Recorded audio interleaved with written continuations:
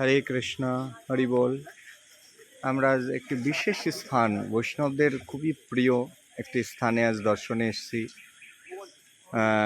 বাঁকুড়া বিষ্ণুপুরে শ্রীনিবাস আচার্য সমাধি।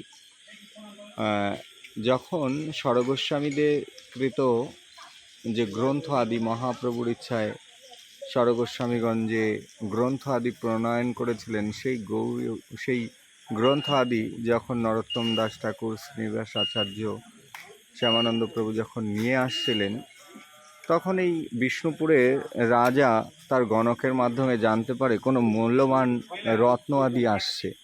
তা সেই জেনে সেই লুণ্ঠন করে সেই গ্রন্থ আদি তার কোষাগারে রেখে দেয়।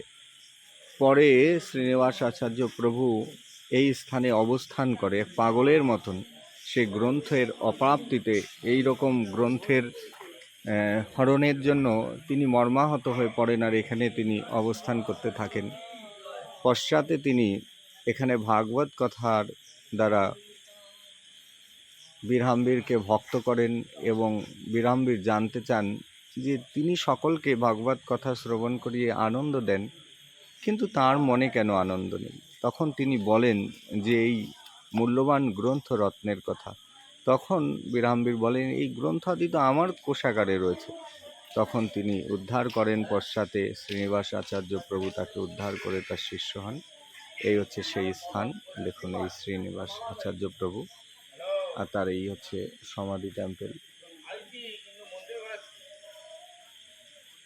আমাদের সব ভক্তগণ এসছেন।